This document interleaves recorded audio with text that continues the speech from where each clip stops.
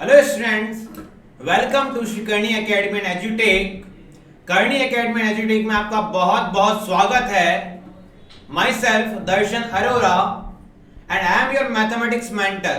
मैं आपको मैथमेटिक्स पढ़ाऊंगा और मैथमेटिक्स इस तरह पढ़ाई जाएगी आपको कि आप छोटी से छोटी चीज और बड़ी से बड़ी चीज को आराम से गेन कर लेंगे। जो भी मैथ्स का डर है बच्चों को, वो मैथ्स का डर इसके बाद नहीं रहेगा। तो बच्चों, क्लास स्टार्ट करेंगे। आज हम 12th का पहला टॉपिक मैट्रिक्स उठाएंगे। हिंदी माध्यम वाले बच्चों के लिए इसका नाम है आव्यूह। अगर हम आव्यूह की बात करें तो ये जो आव्यूह है उससे आपके 12th क्लास में 3 चैप्टर जुड़े हुए हैं। चैप्टर नंबर 3, चैप्टर नंबर 4 और चैप्टर नंबर 5। और ये 3 चैप्टर आपको अच्छा खासा नंबर देके जाते हैं बोर्ड क्लासेस में। बोर्ड क्लासेस में एक अच्छा मार्क्स, एक अच्छा आपका रिपोर्ट कार्ड लाने के लिए मैथ्स का बहुत बड़ा रोल होता है। तो चलिए बच्चों, स्टार्ट करेंगे हम अपना लेक्चर। ये जो लेक्चर है हमारा, वो लेक्चर होने वाला है, मैंने आपको कहा था आव्यूह का। ठीक है बच्चों, ये जो आव्यूह होता है वो होता क्या है? आव्यूह को इंग्लिश में कहा जाता है मैट्रिक्स। बच्चों, हम क्या करेंगे, हिंदी के साथ साथ कुछ वर्ड्स इंग्लिश का भी यूज करेंगे ताकि हिंदी माध्यम के बच्चों को, जिनको इंग्लिश का डर सताता है, इंग्लिश के वर्ड्स में दिक्कत आती है, वो इंग्लिश के वर्ड्स में जब टच में रहेंगे तो कुछ कुछ वर्ड्स इंग्लिश के सीखेंगे और हम फिर इंग्लिश मीडियम वालों से ऊपर जाएंगे अपने वर्ड्स के अंदर भी, एज वेल एज हम लोग पढ़ाई में तो होते ही हैं। अब बच्चों, बात आती है आव्यूह होता क्या है। तो आव्यूह का फीलिंग करने के लिए समझो बच्चों, एक अलमारी है तुम्हारे पास। उस अलमारी के अंदर तुमने ढेरों ढेरों चीजें रख दी है। मान लिया शूज रख दिए, यहाँ पे शूज है, यहाँ भी शूज है, यहाँ भी शूज है, यहाँ भी शूज है। बच्चों, तुमने शूज जमाए और शूज जमाने की वजह से तुम्हारे पास में जो भी चीज बनी उसके अंदर, वो होता है आव्यूह। अब बच्चों, बात क्या है, शूज जमा लिए या फिर क्या हो सकता है उसके अंदर आपने किताबें जमा ली, या फिर आप क्या करते हैं अपनी अलमारी के अंदर क्या टांगते हैं, कपड़े टांगते हैं। तो सारी चीजें, अलमारी की बात करता हूं, एक अलमारी के अंदर रखिए सुव्यवस्थित। क्या बात बच्चों? सुव्यवस्थित मतलब ढंग से जमे होने चाहिए। जैसा अपन ने यहां जमाया ना अलग अलग, उस तरह से सुव्यवस्थित होने चाहिए।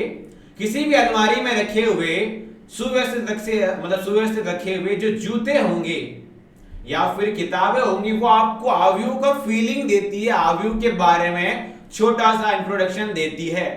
मतलब आप कुछ बच्चे समझ गए होंगे कि आव्यूह का मतलब क्या हुआ, चीजों को जमाना। चीजों का जमाने का मतलब कभी ये नहीं होता है कि उनसे एक नंबर निकलेगा, इनसे एक वैल्यू आएगी। मैं बोलूं अलमारी में ढेरों ढेरों कपड़े जमे हुए हैं, तो उस अलमारी की वैल्यू निकालो। बच्चों, आपको अलमारी की वैल्यू कहां से निकालेंगे? अलमारी की वैल्यू नहीं निकाली जा सकती। अलमारी के जो अंदर नंबर्स है, उन नंबर्स की वैल्यू निकाली जा सकती है। उन नंबर्स क्या है, तो सम या सब्ट्रैक्शन या मल्टीप्लिकेशन या डिवाइड किया जा सकता है, जो कि हम आगे आने वाले लेक्चर्स में देखेंगे। बट आपसे अगर कोई पूछे कि आव्यूह क्या देता है, तो सीधा बोलना है आव्यूह आपको एक तरह से वस्तुओं को रखने का जरिया प्रदान करता है। ठीक है बच्चों, अब बात आती है आव्यूह होता क्या है, आव्यूह की डेफिनेशन क्या है। बच्चों, डेफिनेशन लिखी है मैंने, m क्रॉस n। बच्चों, m क्रॉस n का मतलब m पंक्तियां। बच्चों, पंक्ति का मतलब क्या हुआ? पंक्ति को आप मानेंगे x एक्सिस और आप स्तंभ को मानेंगे y एक्सिस।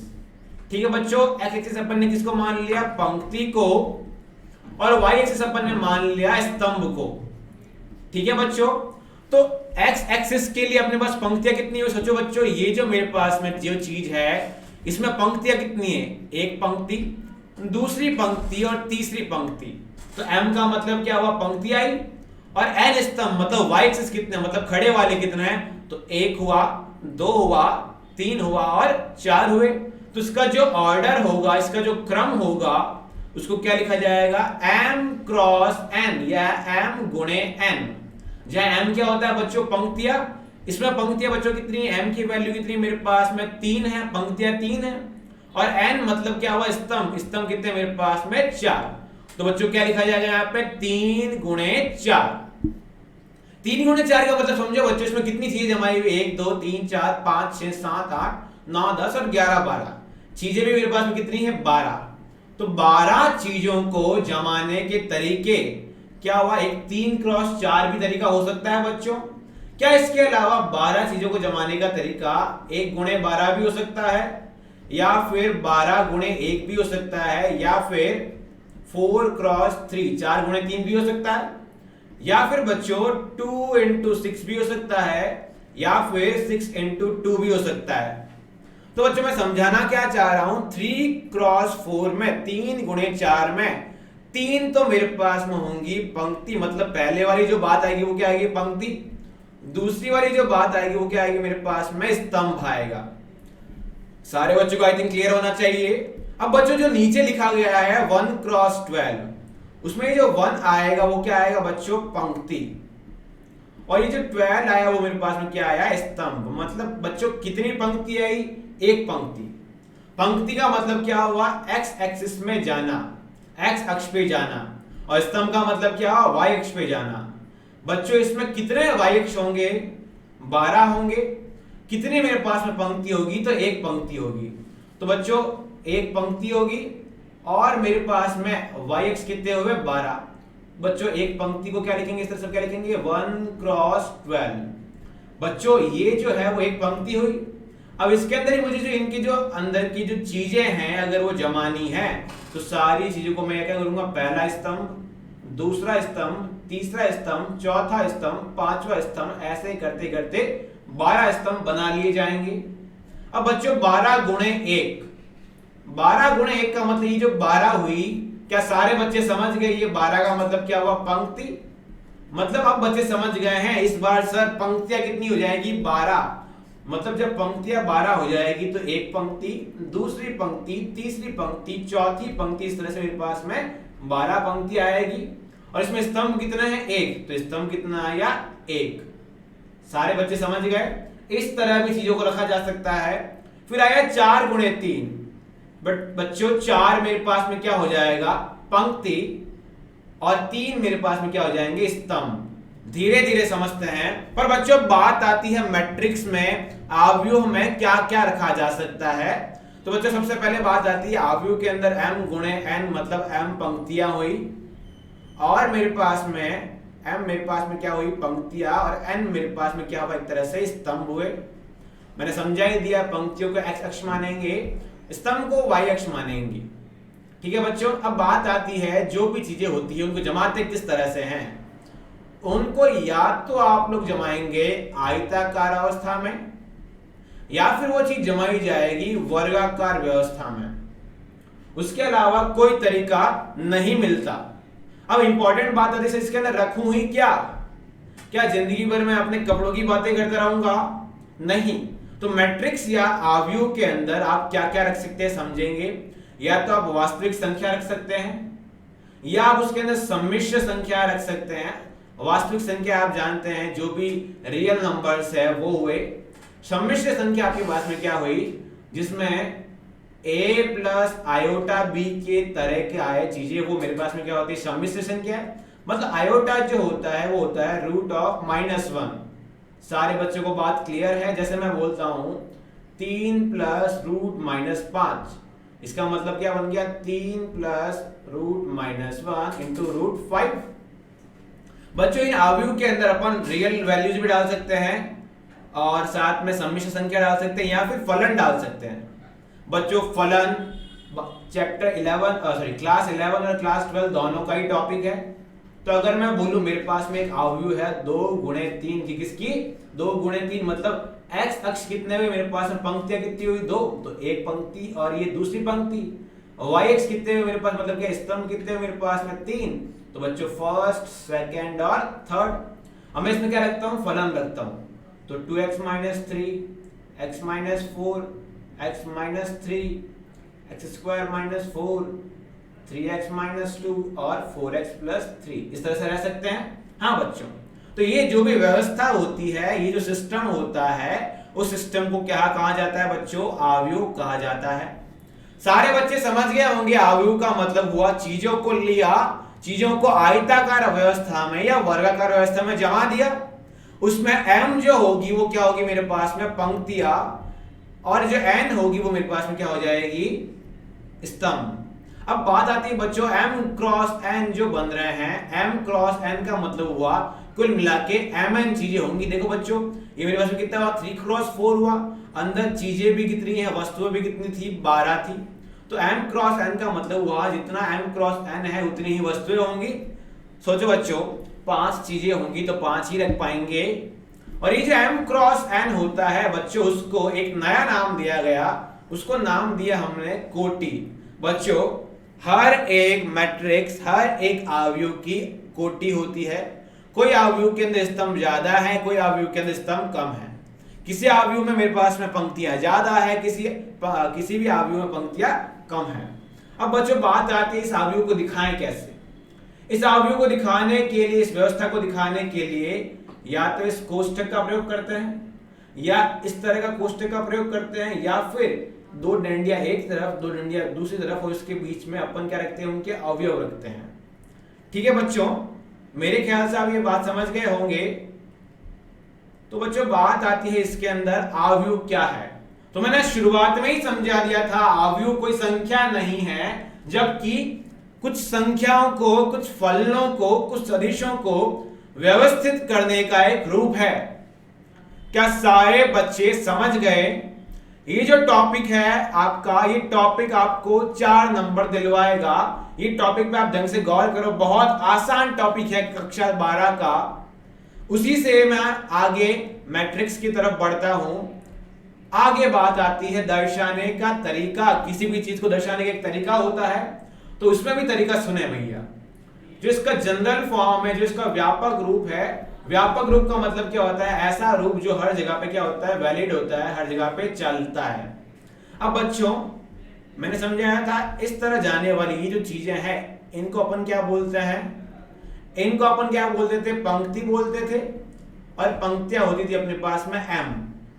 ये जो होते थे खड़े वाले, जो सो रखे हैं उनको पंक्तियां, जो खड़े वाले हैं उनको अपन ने क्या बोला था, स्तंभ बोला था। और स्तंभ आ गया मेरे पास n। तो बच्चों समझो ये जो पहला वाला चीज है, ये पहला वाला पहली पंक्ति में है और पहले स्तंभ में है। तो बच्चों पहले वाली पंक्ति के लिए क्या आया 1 और पहले वाले स्तंभ के लिए भी क्या आया 1। अब ये जो A12 है बच्चों, A12 देखेंगे आप, पहला वाला ये अभी भी पंक्ति नंबर 1 चल रही है तो A1 आया। अब स्तंभ नंबर 2 आ गया तो क्या आएगा A12। अगर मैं इसलिए लिखता A32, इसका मतलब पंक्ति नंबर 3 और स्तंभ नंबर 2। क्लियर है बच्चों? पंक्ति नंबर 3 और स्तंभ नंबर 2 हो जाता तो कहां पहुंचते अपन, पंक्ति नंबर 3 ढूंढने के 1 2 यहां कहीं आएगी पंक्ति नंबर 3 और स्तंभ नंबर 2 कहां आएगा 1 2 यहां आएगा। तो ये क्या लिखा जाता है A32। सारे बच्चे समझ गए? अब बच्चों मान लिया मेरे पास में m क्रॉस n का है, क्या है, m क्रॉस n का है। उसकी जगह पे मुझे उसका एक लघु रूप लिखना है, छोटा रूप लिखना है।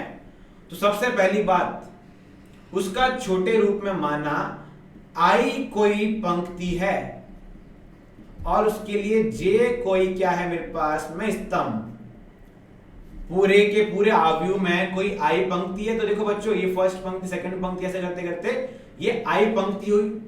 अब I पंक्ति में पहले स्तंभ में I1, दूसरे स्तंभ में I2, तीसरे में I3, इस तरह से चलते जाएंगे और अंतिम nवें स्तंभ में IN आएगा।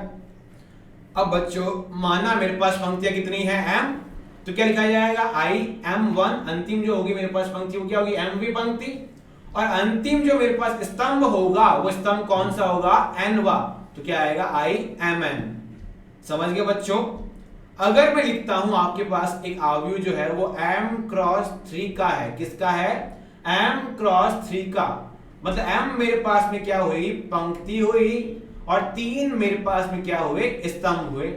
तो बच्चों इसको किस तरह से बनाएंगे, माना m आपके इस तरह से क्या हुई, पंक्तियां हुई बहुत सारी और 3 स्तंभ हुए, पहला स्तंभ, दूसरा स्तंभ और तीसरा स्तंभ।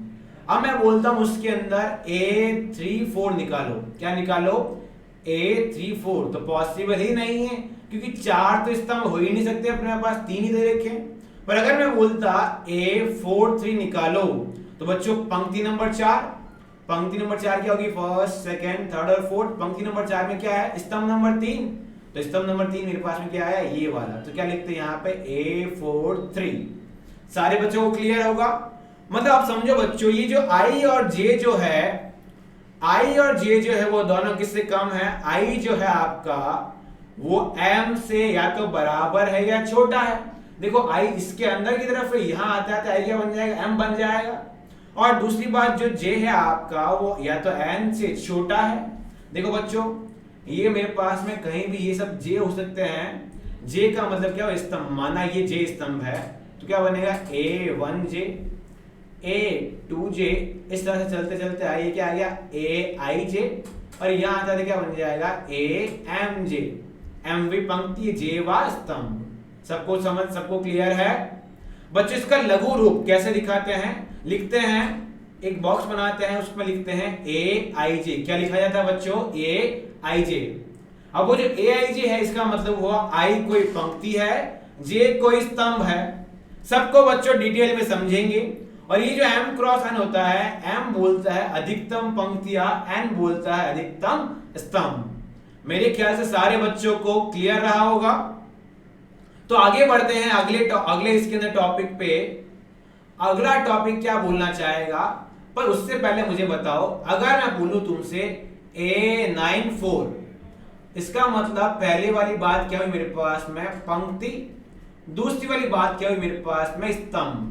तो बच्चों क्या होगा मेरे पास में, 9वीं पंक्ति, पहली पंक्ति, दूसरी, तीसरी, चौथी, इस तरह से मेरे पास में माना ये 9वीं पंक्ति आई। और चौथा स्तंभ मतलब पहला स्तंभ, दूसरा, तीसरा और ये चौथा। 9वीं पंक्ति का चौथा स्तंभ क्या आएगा, ये A94। क्या सबको ये बात क्लियर है? अगर मैं तुमको बोलूं कि मेरे पास एक 6x7 का मतलब 6x7 का आव्यूह है। क्या है मेरे पास में, 6x7 का आव्यूह, मतलब 6 मेरे पास में क्या आई, पंक्ति आई, और 7 मेरे पास में क्या आ गए बच्चों, आव्यूह आ गए। तो क्या लिखा जाएगा, इस तरह से बनाया जाएगा। सॉरी, 7 मेरे पास में यहां पे क्या आ गए, स्तंभ आ गए। 6 मेरे पास पंक्तियां है, पहली पंक्ति, दूसरी पंक्ति, तीसरी पंक्ति, चौथी पंक्ति, पांचवी पंक्ति और छठी पंक्ति। अब आव्यूह कितने बनाने हैं मुझे? आव्यूह बनाने के लिए अभी और क्या चाहिए, स्तंभ चाहिए। तो बच्चों स्तंभ कितने दे रखे हैं, 7। स्तंभ का मतलब मैंने आपको समझाया था YX की तरह माने, पहला स्तंभ, दूसरा स्तंभ, तीसरा स्तंभ, चौथा स्तंभ, पांचवा स्तंभ, छठा स्तंभ और ये 7वां स्तंभ। तो क्या लिखा जाएगा, बाहर 6x7। अब कोई इंसान आपसे पूछे कि 6x7 के आव्यूह में कुल कितनी संख्याएं, क्या बात है बच्चों, कुल कितनी संख्याएं रखी जा सकती है? तो बच्चों बात आई इसके अंदर कितनी संख्या रख सकते हैं। तो मैंने आपको जब M×N समझाया था तो मैंने आपको बोला था उसमें M1 आ सकती है। तो 6×7 में कितना आएगा, 6 × 7 मतलब कितना आएगा, 42। मतलब 42 संख्या इस आव्यूह में रखी जा सकती है। अब अगर मैं तुमको बोलूं कि इसके अंदर A43 क्या होगा, मतलब चौथी पंक्ति, ढूंढो चौथी पंक्ति का 1 2 3 4 चौथी पंक्ति आ गई, और तीसरा स्तंभ। तो बच्चों तीसरा स्तंभ कौन हुआ, 1 2 3। तो कहां जाएंगे अपन, इस पंक्ति में, इस स्तंभ की तरफ जाएंगे। क्या बन जाएगा, A43 A43। अगर मैं इसकी जगह बोलता A26, तो दूसरी पंक्ति बच्चों, दूसरी पंक्ति ये रही, और छठा स्तंभ तो कहां, ये रहे अपन। यहां क्या बन जाता, A26। मेरे ख्याल सारे बच्चों को क्लियर होगा ये। आगे बढ़ते हैं बच्चों। आगे बढ़ने के लिए हम देखेंगे इसके अंदर एक आपको क्या दे रखी है, एक आपको दे रखी है आव्यूह। उस आव्यूह का सबसे पहले सबसे जो बेस है, सबसे पहले जो बात नींव है, वो नींव पूछती है उसका क्रम बताएं। क्रम का मतलब है ऑर्डर, और क्रम का मतलब क्या हुआ, उसमें m कितने हैं और n कितने हैं वो बताने हैं। और m गुणे n हमेशा आव्यूह के कार्य रखे जाते हैं पैरों में। तो बच्चे गिनेंगे कितनी पंक्तियां हैं, एक पंक्ति और ये दूसरी पंक्ति। x अक्ष ढूंढने आपको, 2 पंक्ति आई। अब बच्चों ढूंढना है मेरे पास में कितने मेरे पास में स्तंभ है। तो एक y-अक्ष की तरह, दूसरा y-अक्ष, तीसरा y-अक्ष कितना है, 2 गुणे 3। तो क्रम क्या बना मेरे पास में बच्चों, 2×3। अब बच्चों बात पूछ रहा है कि आपको यहां से निकालना है AIJ, परंतु कंडीशन दी गई है I की वैल्यू 2, जे की वैल्यू 1, आई की वैल्यू 2, जे की वैल्यू 1, मतलब क्या बन जाएगा A21। तो बच्चों ढूंढो इस पंक्ति में A21 का मतलब क्या है, दूसरी पंक्ति, तो मतलब मैं ये दूसरी पंक्ति में आ गया। अब ये पीछे वाले 1 का मतलब मेरे पास में क्या होगा, स्तंभ, तो दूसरी पंक्ति का पहला स्तंभ कौन आया, 0, तो मेरे पास आंसर क्या आएगा, A21 की वैल्यू 0 आ गई। अगर कोई पूछता है तुमसे इसके अंदर A23 कितना है, मतलब दूसरी पंक्ति में तीसरा स्तंभ ढूंढना है, तो बच्चों दूसरी पंक्ति ये आई, उसमें तीसरा स्तंभ, पहला स्तंभ, दूसरा स्तंभ और ये तीसरा स्तंभ, तीसरे स्तंभ में मेरे पास में कौन है, 9 है। बच्चों अगर तुमको कोई पूछता है इसके अंदर A12 प्लस A23, बच्चों A12 का मतलब क्या हुआ मेरे पास में, पहली पंक्ति और दूसरा स्तंभ। बच्चों पहली पंक्ति ये रही, पहली पंक्ति का पहला स्तंभ का ये रहा, दूसरा स्तंभ मेरे पास में ये रहा, तो कितना बन गया, A12 की वैल्यू 2 आई और A23 का वैल्यू कितना अपने से आया था 9, तो 2 प्लस 9 कितना आया, 11 आया। अब बच्चों अगर आपसे कोई पूछता है इसके अंदर A11 बताओ, तो क्या बताएंगे, पहली पंक्ति का पहला स्तंभ। बच्चों पहली पंक्ति का पहला स्तंभ कौन है, खुद एक ही है। अगर आपसे कोई पूछे A12 बताओ, मतलब पहली पंक्ति का दूसरा स्तंभ, तो बच्चों पहली पंक्ति ये रही, दूसरा स्तंभ कौन है, ये रहा 2 रहा, तो ये 2 आ गया। अब तुमसे पूछे कोई A13 बताओ, तो पहली पंक्ति का तीसरा स्तंभ कौन है, मेरे पास 3। इस तरह से आप सारा का सारा अवयव बता सकते हैं। अब बच्चों बात आती है आगे कि ये आपको एक दे रखा है कोई ना कोई अवयव, अवयव में क्या दे रखा आपको, देखो बच्चों पंक्तियां कितनी दिख रही है आपको, 2, तो यहाँ पे क्या आ गया 2। आपको इसके अंदर कितने स्तंभ दिख रहे हैं बच्चों, 1 2 3 और ये 4, तो क्या बन गया 2 गुणे 4। अगर कोई इससे आपके कोटि पूछ ले तो कोटि क्या बन जाएगी, 2 गुणे 4।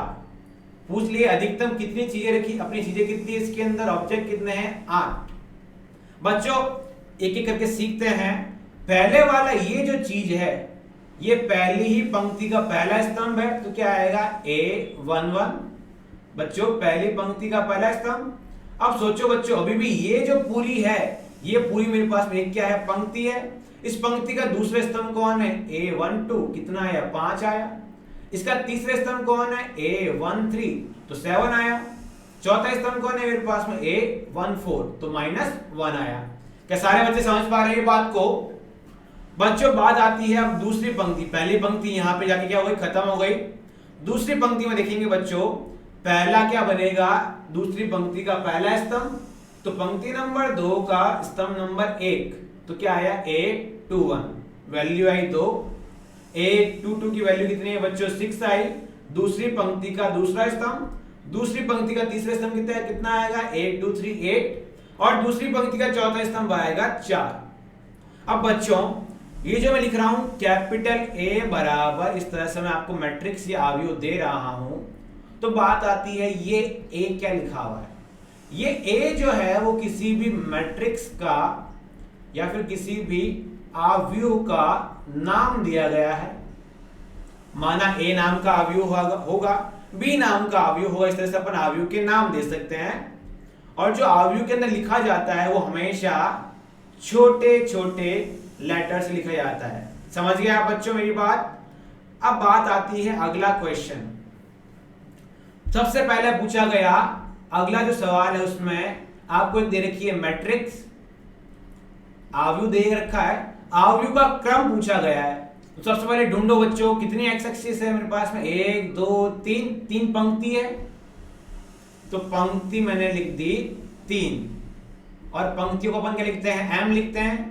फिर क्या आता है मेरे पास में स्तंभ, स्तंभ को कितने हैं बच्चों, पहला स्तंभ, दूसरा स्तंभ और तीसरा स्तंभ, स्तंभ भी मेरे पास में आ गए 3, और इसको अपन बोलते हैं n। और बच्चों कोटि होती क्या है, m गुणे n, क्या बन गया 3 गुणे 3, क्रम आ गया। अब बोलता है ये aij निकालो।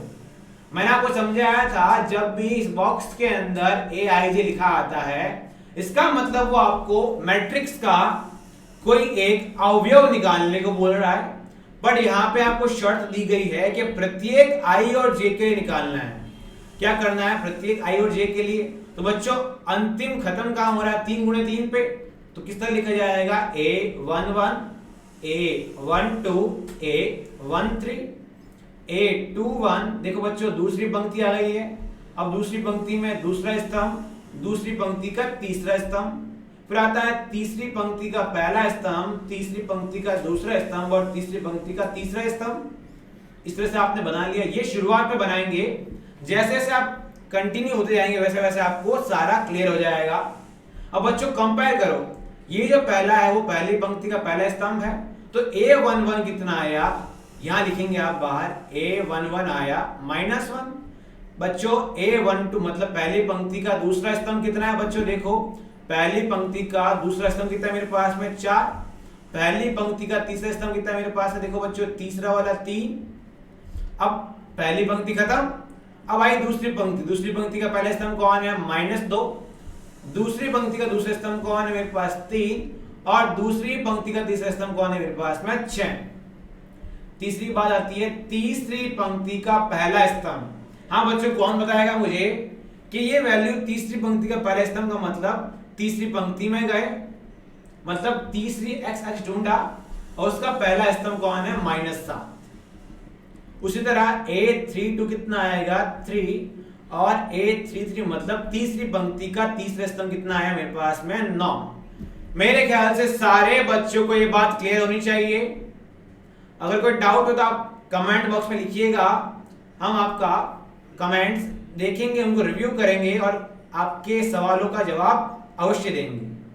अब बच्चों बात आती है किसी भी चीज को पढ़ते हैं तो उस चीज के कोई ना कोई तरह का प्रकार होता है, उस चीज को किसी न किसी तरीके से वर्गीकृत की जाती है, उसको बांटा जाता है। तो उसी तरह आपके अवयव को भी बहुत तरह से लिखा जाता है, अवयव के भी बहुत तरह के प्रकार होते हैं। इसको अपन लिखेंगे टाइप्स ऑफ मैट्रिक्स। ठीक है बच्चों, पहला आपके पास में आता है पंक्ति अवयव। बच्चों पंक्ति से समझ में आया होगा कि सिर्फ एक पंक्ति होगी। पंक्ति अवयव का मतलब क्या हो बच्चों, सिर्फ और सिर्फ एक पंक्ति होगी। और जब पंक्ति एक है तो m की वैल्यू कितनी आ गई 1 और n बराबर क्या आएगा n। तो इसका क्रम कितना बन गया बच्चों, 1 गुणे n। एग्जाम्पल के लिए मैंने लिख दिया बच्चों, देखो ये जो है मेरे पास में एक ही पंक्ति है, ये अवयव का नाम a है, उसमें पंक्ति 1 है। बच्चों स्तंभ गिनते हैं, स्तंभ 1 2 3 4 और 5 है, तो 1 गुणे 5। अब बच्चों देखेंगे इसके अंदर, इसमें मेरे पास में कितनी पंक्ति और कितना अवयव। बच्चों एक ही पंक्ति और एक ही अवयव क्या आएगा, 1 गुणे 1। अब 1 2 3 4 पंक्ति कितनी है बच्चों इसके अंदर 1 और मेरे पास स्तंभ कितने हैं 1 2 3 और 4, तो क्या लिखा जाएगा 1 2 3 4 का 1 into 4। क्या सारे बच्चे समझ गए। पहला मेरे पास आता है पंक्ति अवयव, इसको इंग्लिश में बोला जाता है रो मैट्रिक्स। और पंक्ति अवयव में सिर्फ एक पंक्ति होगी। उसी तरह जब आप पढ़ेंगे स्तंभ अवयव, तो स्तंभ अवयव का मतलब होगा सिर्फ और सिर्फ एक ही स्तंभ होना चाहिए। क्या सारे बच्चे मेरी बात समझ रहे हैं। स्तंभ अवयव का मतलब होता है केवल एक स्तंभ होना चाहिए। बच्चों स्तंभ होता है बेसिकली n और ये कितना हो गया 1, परंतु जो m है, जो पंक्तियां है वो तो m ही रहेंगी। तो क्या बन जाएगा इसके लिए, इसकी जो ऑर्डर है, इसकी जो कोटि वो क्या आएगी m गुणे 1। अब बच्चों देखो इसमें स्तंभ कितना है, y अक्ष कितना है 1, x अक्ष कितना है 1 2 3, मतलब पंक्तियां मेरे पास 3, तो 3 गुणे 1। अब बच्चों इस वाले में देखते हैं 1 2 3 4। बच्चों इसके अंदर स्तंभ कितना है 1, पंक्तियां कितनी है मेरे पास में 4, 4 गुणे 1। इसमें देखेंगे बच्चों मेरे पास A1 A2 A3 A4 ऐसा कुछ करके नाम है, AN तक या AM तक नाम है। बच्चों स्तंभ कितने हैं मेरे पास में 1, पंक्तियां कितनी मेरे पास में m, तो क्या बन जाएगा m गुणे 1। समझ गए होंगे बच्चों। स्तंभ अवयव को इंग्लिश में कॉलम मैट्रिक्स कहा जाता है। स्तंभ अवयव का मतलब सिर्फ एक स्तंभ। समझ गए बच्चे। नेक्स्ट जो मेरे पास प्रकार है, हमने 2 प्रकार पढ़े हैं अभी तक। पहला हमने पढ़ा है पंक्ति अवयव, तो पंक्ति अवयव का मतलब हुआ केवल एक पंक्ति, स्तंभ अवयव का मतलब हुआ केवल एक स्तंभ। अब बात आती है बच्चों इसके बाद में क्या, इसके बाद बात आती है बच्चों, नेक्स्ट जो मेरे पास आएगा वो आएगा शून्य अवयव। बहुत ज्यादा काम आने वाला है। शून्य अवयव इसको बोलते हैं इंग्लिश में जीरो या नल मैट्रिक्स। ये आपको थोड़ा इंग्लिश में ध्यान रखना है। शून्य अवयव का मतलब देखो, जब आप सामान्य बीजगणित करते हैं तो 2x - 3 बराबर 0, तो ये सिर्फ एक जीरो होता है। परंतु जब आप मैट्रिक्स का अवयव का जब बीजगणित देखेंगे तो वो जो जीरो होगा वो एक साधारण जीरो ना होके एक अवयव को बताएगा। उस अवयव का नाम दिया जाएगा शून्य अवयव। शून्य अवयव का मतलब होता है ऐसा अवयव जिसके सारे अवयव क्या हो, शून्य हो। अब मान लिया उस अवयव को दिखाते कैसे हैं, ओ बना के उस अवयव को दिखाया जाता है। अब उस ओ के पैरों में मैं लिख रहा हूं m गुणे n, मतलब m उसके हुए पंक्तियां, n उसके हुए स्तंभ। मैंने माना 3 गुणे 3 की है, तो 3 गुणे 3 की जो होगी वो मेरे पास में उसमें 3 ही पंक्तियां होंगी और 3 ही क्या होंगे, स्तंभ। तो बच्चों 3 पंक्तियां ये हुई, 3 स्तंभ मेरे पास में क्या हो गए, ये हुए जी। सब मेरे पास में क्या आएंगे, जीरो। सारी की सारी जो संख्याएं हैं वो जीरो ही आएंगी। समझ गए बच्चे। नेक्स्ट मेरे पास में जो आएगा वो आएगा क्षैतिज। बच्चों वर्ड्स का बहुत इंपॉर्टेंस है, जहां मैं बोल रहा हूं शब्दों का इंपॉर्टेंस है वहां आपको ध्यान रखना है। क्षैतिज का मतलब क्या हो बच्चों, मैं बोल रहा हूं मुझे क्षैतिज रूप में हर चीज दिखाई दे रही है। मतलब क्षैतिज का मतलब क्या हुआ, बहुत दूर तक। बहुत दूर मतलब समझो बच्चों, मैं यहां कहीं खड़ा हूं और मुझे बहुत दूर तक दिख रहा है, मतलब मेरी क्षैतिजता अधिक है। क्षैतिजता अधिक होने का मतलब समझें, मैं इस तरह से पंक्ति में इस तरह से मैं ज्यादा जा रहा हूं। तो बात आती है बच्चों कंडीशन क्या है, इसकी शर्त होती है अगर क्षैतिज है मतलब स्तंभ ज्यादा है। शब्दों को पकड़े, क्षैतिज है तो स्तंभ ज्यादा है। अगर इसी की जगह पे ऊर्ध्वाधर होती तो अपन बोलते पंक्तियां ज्यादा है। बच्चों आगे पढ़ेंगे अपन, जब क्षैतिज अवयव होगा तो मेरे पास में क्या बनेगा, n बड़ा होगा m से। क्या सर n = m पे भी काम हो जाएगा, तो नहीं, उसको आप क्षैतिज अवयव नहीं बोलेंगे। समझ गए बच्चे मेरी बात। जब आपकी पीछे वाली वैल्यू बड़ी हो जाएगी तो वो क्षैतिज, आगे वाली वैल्यू बड़ी हो जाएगी तो क्या बन जाएगा अपने पास में, ये ऊर्ध्वाधर। ये एक तो मेरे पास एग्जांपल आया। एक एग्जांपल और देखते हैं। अब बच्चों मैं बोलता हूं क्या 3 गुणे 4 एक क्षैतिज अवयव है क्या, हॉरिजॉन्टल मैट्रिक्स है क्या? तो आप बोलेंगे सर 1 मिनट रुकिए, हमें n और m देखने दीजिए। n की वैल्यू आई 4, m की वैल्यू आई 3, n बड़ा है m से, मतलब क्षैतिज अवयव है। मैंने माना इसके अवयव कुछ इस तरह से रहे 1 2 3 4 -3 -2 -6 और 1 0 7 9 और -4। बच्चों मेरे पास पंक्तियां कितनी आई, 3। मेरे पास स्तंभ कितना आए, 4, तो 3 गुणे 4 ये मेरे पास आया क्षैतिज अवयव। ठीक है बच्चों। उसके बाद बात आती है अपने पास में, जैसे क्षैतिज बड़ा है तो उसका उल्टा भी कुछ ना कुछ आएगा, मतलब क्षैतिज का उल्टा होता है ऊर्ध्वाधर। तो बात आती है बच्चों ऊर्ध्वाधर अवयव क्या होता है। क्षैतिज में कंडीशन थी n बड़ा है m से, मतलब क्षैतिज में स्तंभ ज्यादा थे, परंतु ऊर्ध्वाधर में क्या होगा आपका, ऊर्ध्वाधर में क्या होगा आपका, पंक्तियां ज्यादा होंगी। तो शब्दों का उल्टा किया हुआ है। पंक्तियां ज्यादा होंगी मतलब समझो बच्चों, पंक्तियां ज्यादा मतलब क्या हुआ, m ज्यादा होंगे n से। बच्चों इसमें देखो m मेरे पास में 4 है, n मेरे पास में 2 है। समझ गए बच्चे। अब बात आती है कुछ एग्जांपल और देखते हैं। a बराबर मैंने बोला एक ऐसी मैट्रिक्स है, एक ऐसा अवयव है जो 6 गुणे 3 का है। 6 गुणे 3 का मतलब क्या हुआ, ये जो m है वो n से बड़ा है। m n से बड़ा होने का मतलब होता है ऊर्ध्वाधर अवयव। ठीक है बच्चों। अब मैं इसी का उल्टा करता हूं, बोलता हूं 3 गुणे 6। अब मेरे पास कौन बड़ा हो गया, n बड़ा हो गया m से। इसका मतलब होता है मेरे पास में क्षैतिज अवयव। समझ गए बच्चे। इस तरह से अवयव बनते हैं। अब ऊर्ध्वाधर अवयव के बाद में हम क्या देखेंगे, वर्ग अवयव बच्चों बहुत ज्यादा काम आने वाला है ये। वर्ग अवयव क्या होता है? वर्ग का मतलब आप जानते हैं जिसके अंदर पंक्तियां भी समान हो, स्तंभ भी समान हो। वर्ग का मतलब होता है जिसमें डिस्टेंस मतलब जो आपकी लेंथ होती है, जो लंबाई होती है और जो आपकी ऊंचाई होती है, दोनों कैसी रहे? समान रहे। तो बच्चों देखो, सबसे पहले जो मैंने बनाया है वो मैंने बनाया है जिसके अंदर पंक्ति भी एक है, स्तंभ भी एक है। तो मेरे पास ये क्या लिखा जाएगा? 1 गुणे 1। अब बच्चों देखो, इसमें पंक्तियां 3 हैं, स्तंभ भी मेरे पास 3, तो क्या आएगा? 3 गुणे 3। इसमें पंक्तियां 2 है, स्तंभ मेरे पास 2 है, तो क्या आएगा? 2 गुणे 2। बच्चों सबसे इंपॉर्टेंट बात क्या हुई वर्ग अवयव की? वर्ग अवयव के अंदर पंक्तियों की संख्या और स्तंभों की संख्या बराबर होती है। क्या मैं 5 गुणे 5 को भी वर्ग अवयव बोलूंगा? तो हाँ। 5 गुणे 6 को क्या कहूंगा? तो बच्चों देखा मैंने, 5 गुणे 6 के अंदर ये जो पीछे वाला होता है वो क्या होता है? n, और n बड़ा है m से। n जब m से बड़ा होता है तो हमने क्या देखा? हमने अभी पीछे देखा था, इस तरह की चीज में क्या बनेगा? क्षैतिज अवयव। ठीक है बच्चों। और जब इसको 6 गुणे 5 लिखता हूं, मतलब m बड़ा है n से, तो ये मेरे पास क्या बन जाए? एक तरह से ऊर्ध्वाधर अवयव।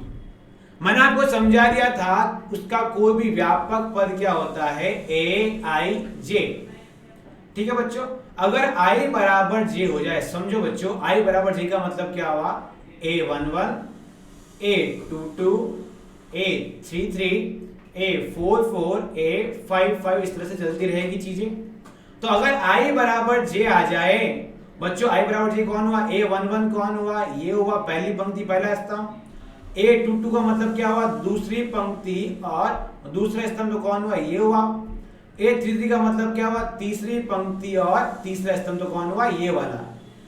इन चीजों को बोला जाता है आपका, इन चीजों को आपको क्या बोला जाता है? विकर्ण बोला जाता है। क्या बोला जाता है? विकर्ण। अब बच्चों विकर्ण तो बहुत तरीके से हो सकते हैं, तो इनको बोला जाता है मुख्य विकर्ण। क्या बोला जाता है बच्चों? मुख्य विकर्ण। और ये जो मुख्य विकर्ण है यह आपका मैट्रिक्स में अवयव में जगह जगह आएगा। समझ गए बच्चे मेरी बात? ये आपके पास में जगह जगह आपको मिलेगा। ठीक है। अगर मैं पूछता हूं किसी को कि a11 बता, मतलब पहला स्तंभ और पहली पंक्ति मेरे पास में, तो क्या आएगा? 1। मैं अगर बोलता हूं a22 बताइए, मतलब दूसरी पंक्ति का दूसरा स्तंभ कौन हो? अभी भी 1 है। तीसरी पंक्ति का तीसरा स्तंभ कौन है? 8 है। चौथी पंक्ति का चौथा स्तंभ तो है ही नहीं, क्योंकि 3 गुणे 3 की क्या है मेरे पास? मैट्रिक्स है, अवयव है। अब बच्चों थोड़ा सा अतिरिक्त ज्ञान कि जो वर्ग अवयव है उस वर्ग अवयव में aij वाली और aj वाली, मतलब क्या किया मैंने? पंक्ति को स्तंभ में लगा दिया, स्तंभ को पंक्ति में लगाया। मतलब अगर मैं a12 बोलता हूं और a21 बोलता हूं, तो ये दोनों एक दूसरे के संयुग्मी क्या कहलाते हैं? अवयव कहलाते हैं। एक दूसरे के संयुग्मी अवयव कहलाते हैं। बच्चों बताओ, a32 और a23 जो होंगे वो भी मेरे पास में क्या हो जाएंगे? संयुग्मी अवयव। ठीक है बच्चों, ये मेरे पास वर्ग अवयव। अभी तक अपन क्या क्या पढ़ चुके हैं? स्टार्टिंग से पहला हमने पढ़ा था पंक्ति अवयव, उसके अंदर क्या होगी? एक ही पंक्ति होगी। दूसरा पढ़ा था स्तंभ अवयव, एक स्तंभ होगा। तीसरा पढ़ा था अपन ने शून्य अवयव, सारे अवयव शून्य। फिर अपन ने पढ़ा था क्षैतिज अवयव, हॉरिजॉन्टल मैट्रिक्स। उसमें अपन ने क्या पढ़ा था? क्षैतिजता अधिक होनी चाहिए। तो क्षैतिजता अधिक होने के लिए क्या कहा था अपन ने? स्तंभ अधिक होने चाहिए। फिर अपन ने पढ़ा था ऊर्ध्वाधर अवयव, ऊर्ध्वाधर में होते हैं स्तंभ, इस वजह से अपन ने बोला था उसके अंदर क्या ज्यादा होने चाहिए? पंक्तियां ज्यादा होनी चाहिए। अब लास्ट अपन ने छठा टॉपिक पढ़ा है वर्ग अवयव।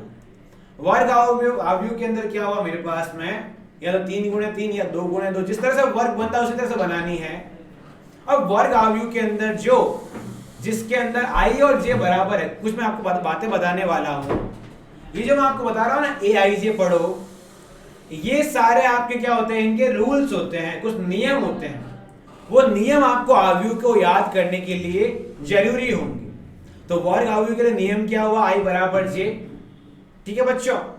उसी तरह अगर मैं आपसे पूछता हूं क्षैतिज वाले के लिए बताओ, तो बच्चों क्षैतिज वाले के लिए क्या हो जाएगा, ए आई जे जो लिखा हुआ है उसके अंदर क्षैतिज कब आएगा, तो क्षैतिज तो इसमें कुछ बनता ही नहीं है, क्षैतिज तो पूरा आव्यूह को देख के बनता है, तो इसमें कोई भी अपन ने रूल लगाया नहीं।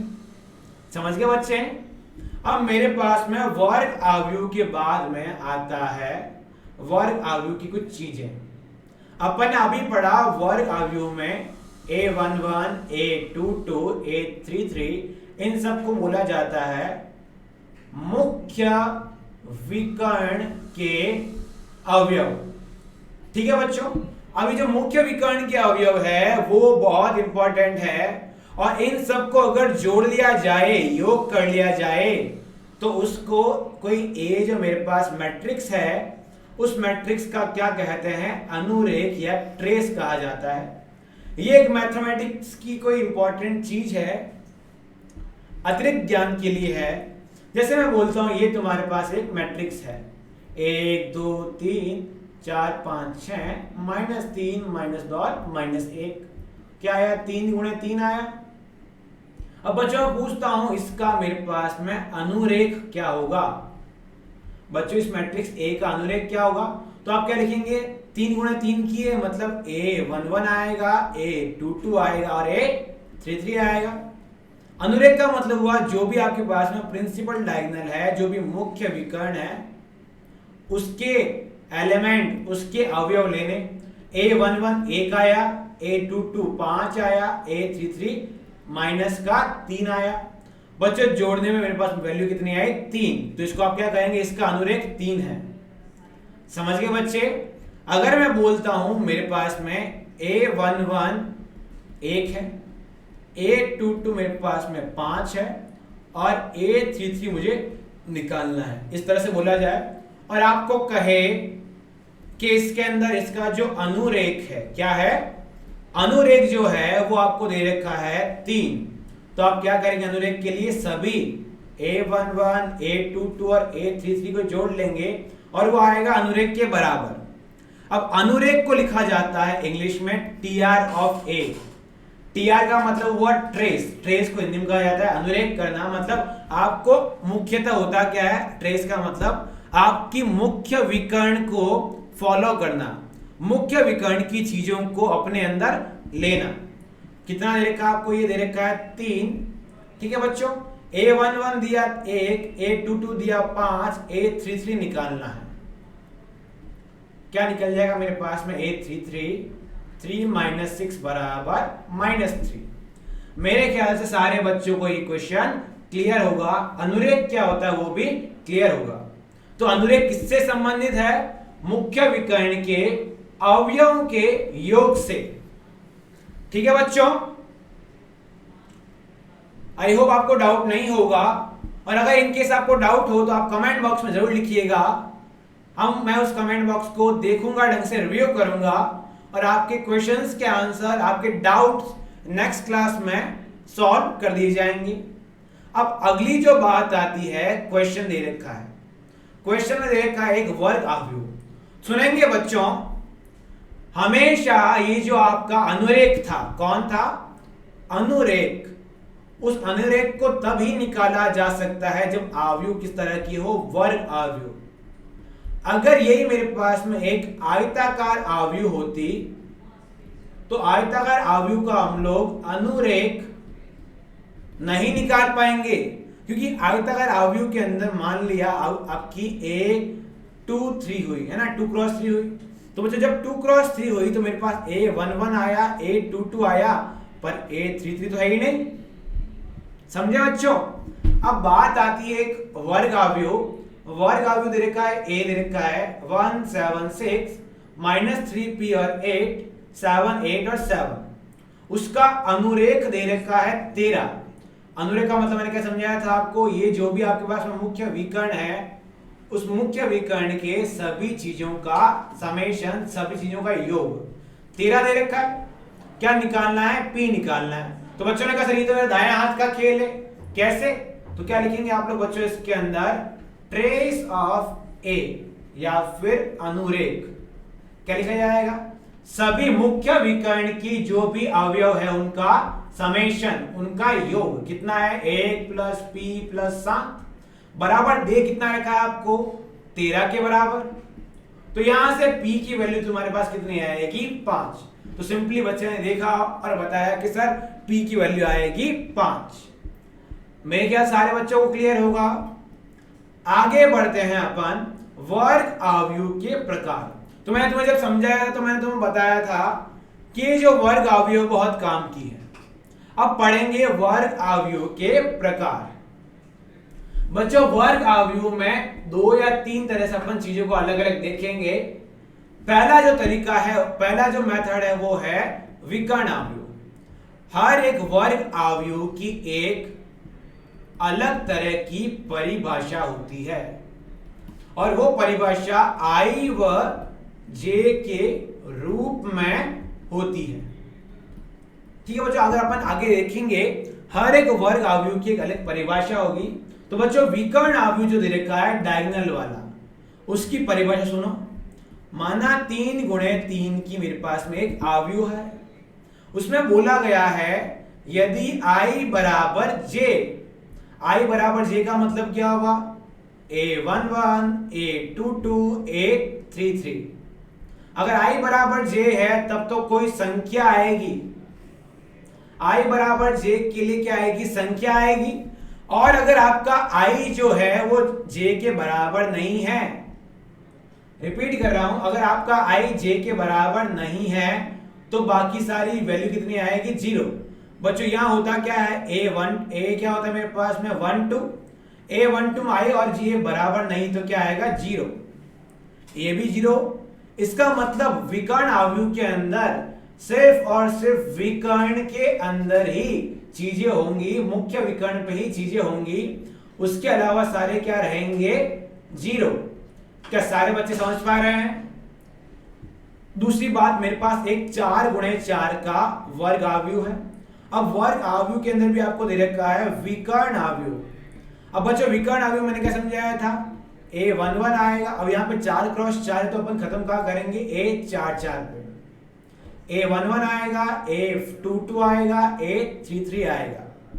क्या इसके अलावा जो भी होंगे, अगर A12 लिखूं तो बच्चों अगर ये विकर्ण अवयव है तो कंडीशन क्या थी? अगर I बराबर J है तब तो क्या आएगा? कोई नहीं कोई नंबर आएगा, कोई संख्या आएगी। परंतु अगर I बराबर J नहीं है तो सीधा क्या आएगा? 0। मतलब मुख्य विकर्ण के अलावा जो भी चीजें हैं वो कितनी बन जाएगी मेरे पास? 0। समझ गया बच्चों? अब थोड़ा सा इंपॉर्टेंट, कभी कभी एग्जाम वाला आपको फंसा देता है ये लिख के, DIAG 147, इसको पढ़ते हैं डायगोनल। क्या पढ़ाया जाता है बच्चों? डायगोनल मतलब विकर्ण। विकर्ण क्या है? 1 है, 4 है और 7 है। और बच्चों देखो विकर्ण में नंबर कितने हैं? 3 नंबर है। 3 नंबर का मतलब लिखा जाएगा 3 × 3। अगर इसी जगह में लिखता डायगोनल 1 9 4 और 5, इसमें नंबर कितने मेरे पास में? 4, तो लिखा जाता 4 × 4। क्लियर? अब डायगोनल 147 का मतलब हुआ कि भैया पहला वाला A11 बताएगा, दूसरा वाला A22 बताएगा, तीसरा वाला A33 बताएगा, बाकी सारे नंबर के आ जाएंगे 0। समझे आप लोग? ये नया तरीका हुआ। यहां आपको एग्जामिनर फंसा सकता है। जिस बच्चे के फंडे इस तरह से क्लियर होंगे वही इस क्वेश्चन को कर पाएगा। अब बात से इसको क्या लिखेंगे? पहला वाला A11, दूसरा वाला A22, तीसरा वाला A33 और चौथा वाला A44। उसके अलावा क्या? उसके अलावा सारे फंडे 0। समझे आप लोग मेरी बात को? तो वर्ग अवयव के अंदर पहली बात क्या आई? विकर्ण अवयव। अब बच्चों विकर्ण अवयव को भी तोड़ा जाता है। विकर्ण अवयव में अपन ने क्या बोला? विकर्ण अवयव के और 2 पार्ट लाएंगे अपन ने क्या बोला? ये जो विकर्ण अवयव उसके अंदर सिर्फ और सिर्फ मुख्य विकर्ण पे ही काम किया जा सकता है। तो बात आती है बच्चों के सर मुख्य विकर्ण पे, जैसे इसमें तो हर कोई नंबर डाल दिया, तो कोई ऐसा हो सकता है क्या कि मुख्य विकर्ण में नंबर तय हो जाए, मतलब फिक्स हो जाए कि मतलब हर जगह पे मुख्य विकर्ण में वही नंबर रहेगा? तो हाँ, उसका पहला टाइप है अदिश आव्यूह, स्केलर मैट्रिक्स। स्केलर मैट्रिक्स बच्चों, बात आती है स्केलर मैट्रिक्स की, अदिश आव्यूह की। अदिश आव्यूह के अंदर ये जो भी बनेगा अदिश आव्यूह, पहले तो वो बनेगा वर्ग आव्यूह का, मतलब वर्ग आव्यूह होना चाहिए तभी स्केलर डिफाइन हो पाएगा, तभी अदिश आ पाएगा। अगर वर्ग आव्यूह है भी तो भी उसके अंदर वो विकर्ण आव्यूह का होना चाहिए। अब विकर्ण आव्यूह में अंदर अपन ने क्या पढ़ा था कि ए आई जे पे अगर आई बराबर जे है तो कोई क्या होगी, संख्या होगी, परंतु वो संख्या वहां पे कुछ भी हो सकती थी। अब मैं बोलता हूं अगर ये अदिश है, अदिश का मतलब अपन यहां लगाएंगे, अगर आई बराबर जे है तो कोई तय संख्या होगी, कोई मेरे पास में अचर होगा जो कि फिक्स होगा। मैंने मान लिया अगर k लिया है उसको तो तीनों जगह k लगेगा, अगर मैंने उसको 2 लिया है तो सब जगह 2 लगेगा, अगर मैंने उसको -1/2 लिया तो सब जगह क्या लगेगा, -1/2। समझ गए बच्चों? इसको क्या लिखा जा सकता है, इसको मैं लिख रहा हूं डायगोनल 2 क्या मुझे कोई बता सकता है इसका मतलब क्या हुआ? इसका मतलब हुआ ये एक तरह का क्या है, विकर्ण आव्यूह है। उस विकर्ण आव्यूह के अंदर 2 2 2 बराबर, मतलब जब सब नंबर बराबर होते हैं तो उनको बोला जाता है अदिश आव्यूह। अब बच्चों गिनो, पहला नंबर, दूसरा नंबर, तीसरा नंबर, तो क्या लिखा जाएगा, a 3 × 3। पहला वाला आ गया a 1 1, दूसरा आ गया a 2 2, तीसरा आ गया a 3 3। सारे बच्चों को क्लियर? जिस तरह से अपन ने इसके अंदर 2 2 डाला, k डाला, अगर मैं लिखता हूं यहां पे डायगोनल मतलब विकर्ण -3/2 -3/2 और -3/2, क्या तीनों की तीनों चीजें बराबर है? तो ये मेरे पास में क्या बनेगा, एक तरह का विकर्ण में अदिश आव्यूह। समझ गए मेरी बात बच्चे? क्या हो जाएगा मेरे पास, पहला दूसरा तीसरा क्या लिखा जाएगा, 3 × 3, और क्या लिखा जाएगा, -3/2 -3/2 और -3/2। इसके अलावा जो भी मेरे पास अवयव होंगे वो क्या आने चाहिए, 0। ये भी 0, ये भी 0, ये भी 0, ये भी 0, ये सारे 0 हो जाएंगे। समझ गए बच्चे? अब इसके अंदर एक देखो बात लिखी हुई है, एक अपन लिखते हैं aij, जहां पे n × n का मतलब क्या हुआ, पंक्ति भी बराबर स्तंभ भी बराबर, मतलब किसको दर्शाता है, एक तरह से वर्ग आव्यूह होने पे ही होगा। अगर कोई बोले बोल दे a आपके पास में 2 × 3 की है और उसमें अदिश आव्यूह बताओ, तो आप बोलेंगे फंडा गलत है। क्यों गलत है? क्योंकि विकर्ण आव्यूह, अदिश आव्यूह हमेशा किसमें निकलती है, वर्ग में। समझ गए बच्चे? अब बात आती है सर, जैसे 2 2 2 लिखा, जैसे k लिखा, जैसे -3/2 -3/2 और -3/2 लिखा, क्या उस तरह से इन जगहों पे 1 1 1 भी आ सकता है क्या? तो मैंने कहा हाँ, 1 1 1 भी आ सकता है, पर जो पुराने गणितज्ञ थे, मैथमेटिशियन थे, उन्होंने वो 1 1 1 को अलग कर दिया। क्यों कर दिया, उसका इंपॉर्टेंस भी धीरे धीरे जब पढ़ेंगे मैट्रिक्स को वहां आएगा। ठीक है बच्चों, आगे अपन पहुंचते हैं इकाई या तत्समक आव्यूह, जिसको आप लोग हिंदी में इकाई या तत्समक आव्यूह कहते हैं, इंग्लिश में उसको यूनिट और आइडेंटिटी मैट्रिक्स कहा जाता है। इसका मतलब हुआ ये भी एक तरह का क्या होगा मेरे पास में, वर्ग आव्यूह। वर्ग के अंदर आएगा विकर्ण आव्यूह और विकर्ण में आएगा मेरे पास में इकाई आव्यूह। इकाई आपका मतलब समझेंगे आप, सारे नंबर मेरे पास में क्या है, 1।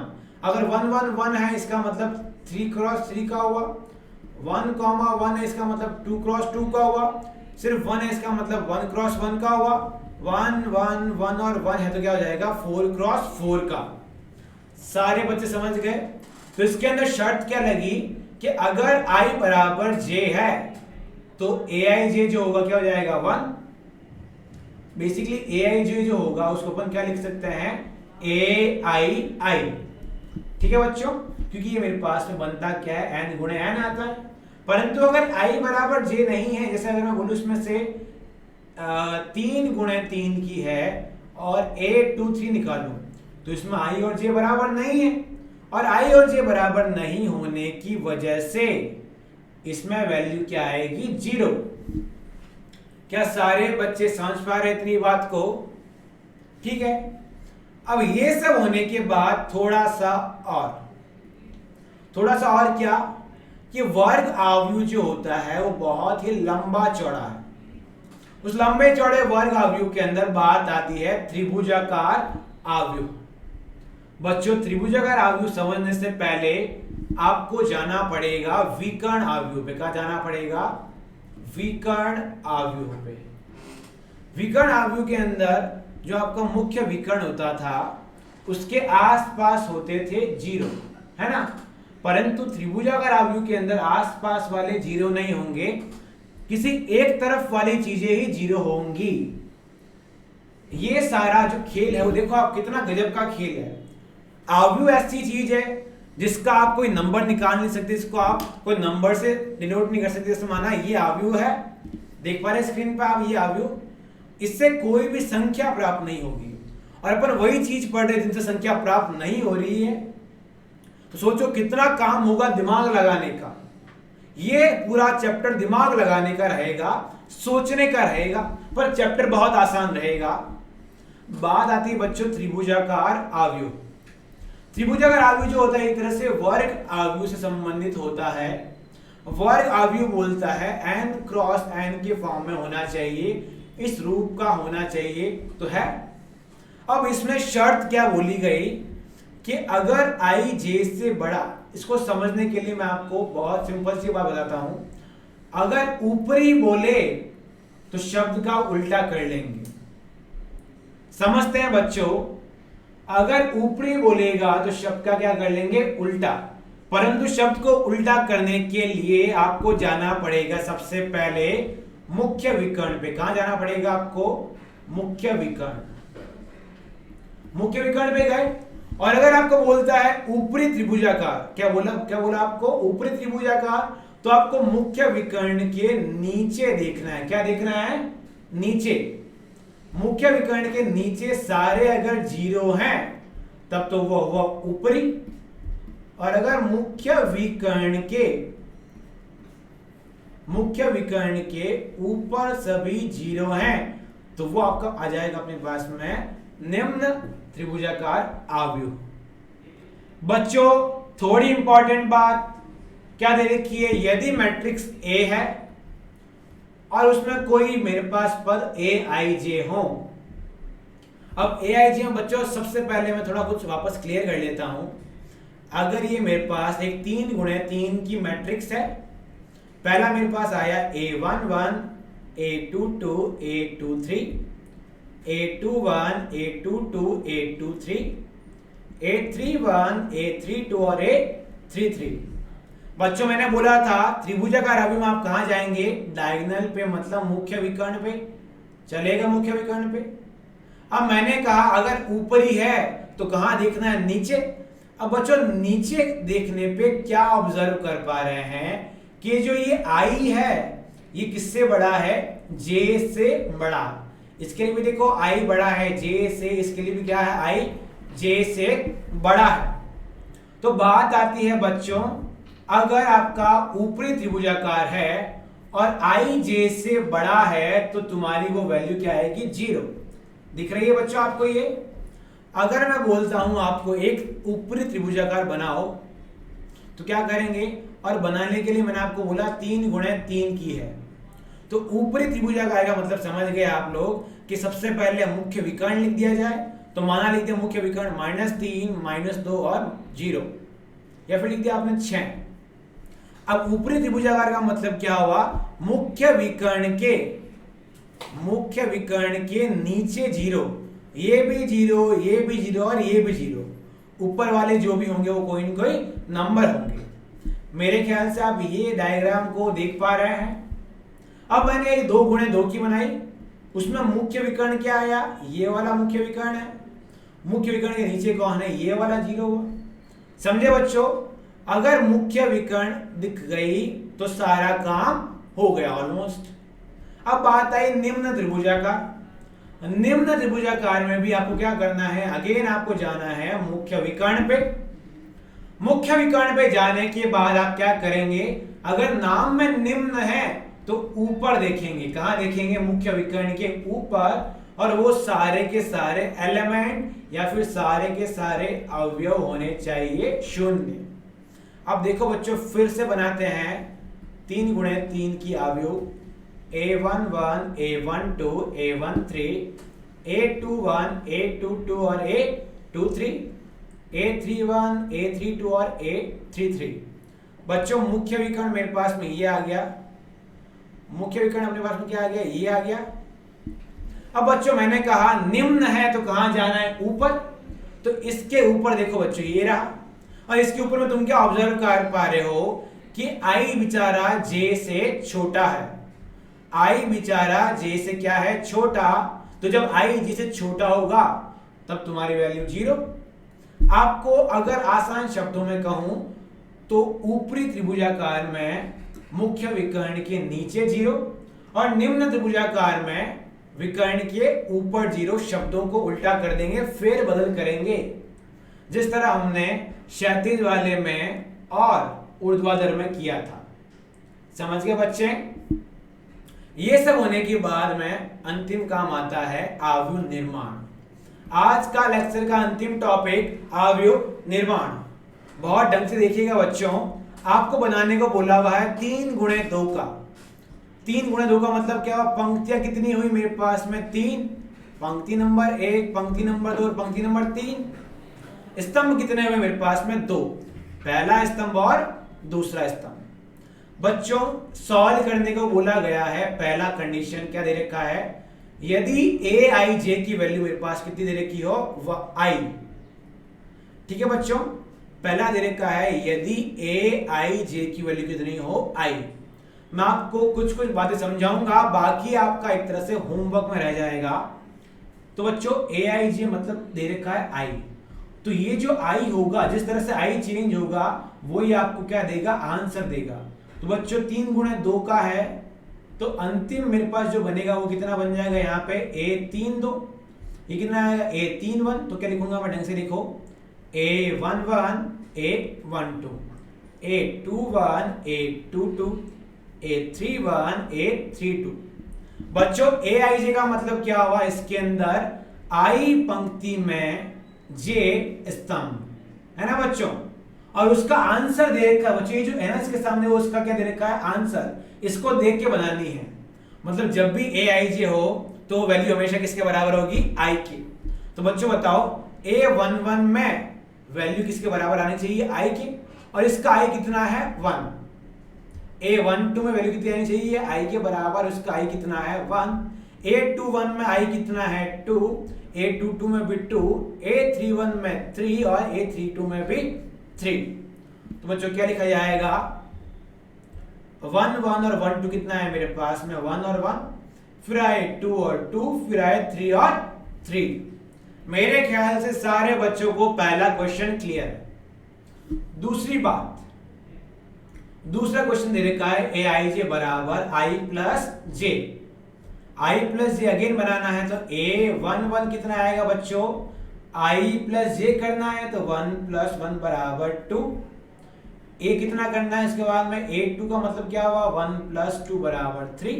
ये मैं तब कर रहा हूं जब आपको कंडीशन दे रखी है। ठीक है बच्चों, ये कंडीशन नंबर फर्स्ट के लिए, ये सेकंड के लिए। फिर पूछता है A21 कितना होगा, तो 2 + 1 = 3। फिर A22 कितना आया, 2 + 2 = 4। A31 कितना आया, 3 + 1 = 4। और A32 कितना है मेरे पास में, 3 + 2 = 5। कंडीशन फॉलो करें। डायग्राम इसका जो मैट्रिक्स बनेगा वो क्या आएगा, 1 1 की जगह पे 2, 1 2 की जगह पे 3, 2 1 की जगह पे 3, 2 2 की जगह पे 4, 3 1 की जगह पे 4 और 3 2 की जगह पे 5। सारे बच्चे समझ गए मेरे ख्याल से। अब तीसरा जो पार्ट है वो पार्ट देखेंगे थर्ड। क्या बोला हुआ है, ए आई जे जो भी बनना है तुम्हारा वो हमेशा बनना है आई रूट आई के फॉर्म में। मतलब A11 क्या बन जाएगा 1√1, A12 अगेन क्या बनेगा 1√1, A21 कितना बनेगा बच्चों 2√2, A22 भी बन गया 2√2। समझ गया मेरी बात। उसी तरह से पैटर्न फॉलो करते जाएंगे। मैं आपको इसका पार्ट नंबर 6 बताऊंगा। ठीक है बच्चों, पार्ट नंबर 6 दे रखा है ए आई जे बराबर आई माइनस जे इंटू आई प्लस जे। कुछ बच्चों को देखते ही अनुमान हो गया सर ये तो आई स्क्वायर माइनस जे स्क्वायर लिखा है, ए माइनस बी और ए प्लस बी लिखा है। इसी तरह से बच्चों सॉल्व करने की करेंगे कोशिश। अगर मेरे पास में ए आई जे की वैल्यू दे रखी है आई माइनस जे गुणे आई प्लस जे, क्या बन गया आई स्क्वायर माइनस जे स्क्वायर। और बच्चों आव्यूह जो है मेरे पास में कितनी है 3 गुणे 2 की, कहां से जाएगा बच्चों A32 पे खत्म हो जाएगा ये वाला। लिख लेता हूं बच्चों A11 A12 A11 A12, फिर क्या आएगा दूसरी पंक्ति का पहला स्तंभ, दूसरी पंक्ति का दूसरा स्तंभ, तीसरी पंक्ति का पहला स्तंभ, तीसरी पंक्ति का दूसरा स्तंभ। बच्चों A11 क्या होगा 1 का स्क्वायर माइनस 1 का स्क्वायर 0, A12 क्या होगा 1 का स्क्वायर माइनस 2 का स्क्वायर, आई का स्क्वायर और जे का स्क्वायर कितना आया -3। फिर क्या है 2 1 तो 2 का स्क्वायर माइनस 1 का स्क्वायर कितना है मेरे पास में 3 आया। फिर 2 का मतलब क्या और 2 का स्क्वायर माइनस 2 का स्क्वायर 0।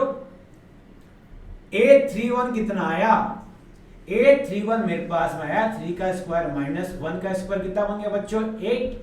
और A32 आ गया 3 का स्क्वायर माइनस 2 का स्क्वायर कितना आया बच्चों ये 9 - 4 बराबर 5।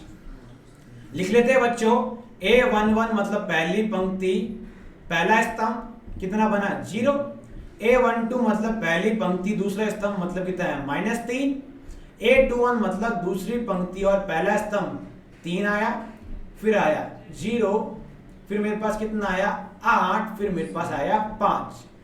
क्या कोई बच्चा मुझे बता सकता है क्या ये मेरे पास एक विकर्ण आव्यूह है क्या? तो बच्चों मैंने बताया था विकर्ण आव्यूह के लिए वो होनी चाहिए n क्रॉस n की मतलब वर्ग होनी चाहिए। अब यहाँ पे n क्रॉस n तो है नहीं, मतलब ये है आयताकार। आयताकार आव्यूह के अंदर विकर्ण आव्यूह नहीं बनाएंगे। सारे बच्चे समझ गए मेरी बात। और अंतिम जो इसका क्वेश्चन है वो दे रखा है aij बराबर 2i माइनस 3j। ठीक है बच्चों, इसको क्या करेंगे अगेन आप बना लेंगे आव्यूह उस तरह से 3 गुणे 2 की A11 A12 A21 A22 A31 and A32। अब बच्चों क्या लिखा जाएगा A11 क्या आएगा 2 × 1 माइनस 3 × 1। बच्चों I की जगह पे यहाँ कौन है 1, यहाँ J की जगह पे कौन है 1। A12 कौन आएगा I की जगह पे आ गया 1 और J की जगह पे क्या आ गया मेरे पास में 2। A21 जो आएगा वो कितना आएगा I की जगह पे 2, J की जगह पे 1। A22 आएगा मेरे पास I की जगह पे 2 और J की जगह पे भी 2। क्लियर है बच्चों। अब A31 जो आना है वो कितना आना है I की जगह पे 3 आया माइनस J की जगह पे कितना आया 1। A32 बन गया मेरे पास में 2 × 3 माइनस 3 × 2। बच्चों सिंप्लीफाई करने पे सॉल्व करने पे कितना बन गया -1, कितना बन गया बच्चों -4, फिर कितना आया 1, फिर कितना आया -2, फिर मेरे पास कितना आ रहा है ये 3 और उसके बाद अंतिम संख्या 0। बच्चों लिखते हैं A11 की जगह पे मेरे पास में आ गया -1, A12 की जगह पे -4, A21 की जगह पे 1, A22 की जगह पे -2, अगर A31 की जगह पे 3 और A32 की जगह पे 0 है और ये है 3 × 2 की आव्यूह। अगर कोई तुमसे पूछे इसका अनुरेख निकालें, ट्रेस निकालें, अब ट्रेस का मतलब मैंने तुम्हें समझाया था, होता है मुख्य विकर्ण के अवयवों का योग। परंतु मुख्य विकर्ण जो आती है वो कहां आती है? वर्ग आव्यूह के अंदर। और ये कोई तरह का वर्ग आव्यूह नहीं है, आप समझ पा रहे हैं। वर्ग आव्यूह में n क्रॉस n होता है, मतलब दोनों नंबर सेम होते हैं। या तो ये 2 गुणे 2 होता तो चल जाता, या फिर ये 3 गुणे 3 होता तो चल जाता। समझे आप मेरी बात? इस तरह से आपका लेक्चर नंबर 1 मैट्रिक्स का कंप्लीट होता है। और ये लेक्चर में अगर आपको कोई डाउट हो तो आप कमेंट बॉक्स में कमेंट सेक्शन में जरूर लिखिएगा। I will see the comments, और मैं कमेंट्स देखने के बाद, आपके रिव्यूज देखने के बाद, आपके डाउट्स देखने के बाद आपके सारे डाउट्स नेक्स्ट लेक्चर में क्लियर करने की पूरी कोशिश करूंगा। आपका हमारे चैनल के साथ जुड़ने के लिए, श्री करणी एकेडमी एजुटेक के साथ जुड़ने के लिए बहुत बहुत धन्यवाद। आपसे अगले लेक्चर में मुलाकात होगी। तब तक के लिए अपना ख्याल रखें और पढ़ते रहिए। जय हिंद।